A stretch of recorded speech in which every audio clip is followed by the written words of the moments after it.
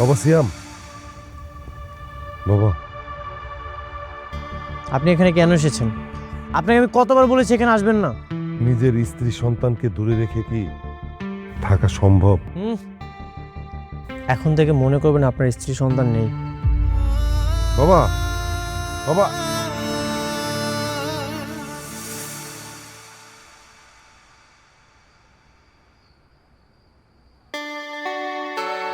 মা, একটা কথা বলি। বল।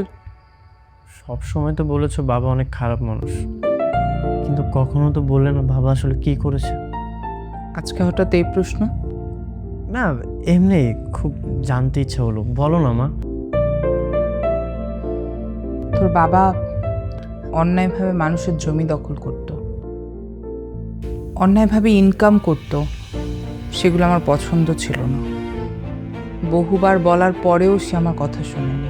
আর এরকম একটা অসৎ লোকের সাথে সংসার করা যায় না, তাই চলে এসেছিলাম।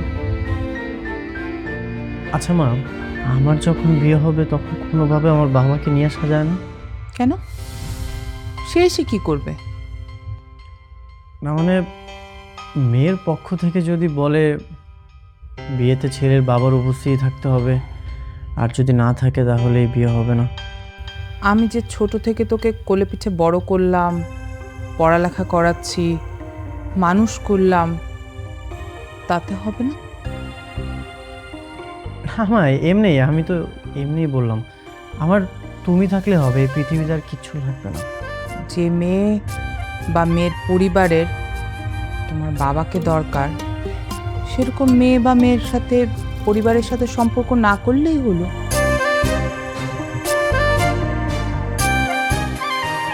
শোনো মা, সিয়াম আমার একমাত্র সন্তান।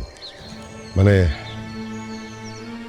তোমাকে যে আমি কিভাবে বলি, সিয়াম যখন অনেক ছোট ছিল তখন ওর মা আমার উপরে রাগ করে সিয়ামকে নিয়ে ওর নানা বাড়িতে অর্থাৎ এই গ্রামে চলে আসে।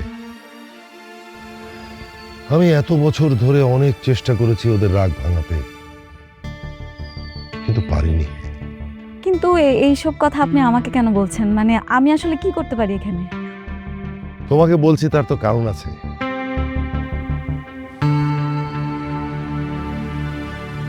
শোনো মা, সিয়াম তোমাকে পছন্দ করে।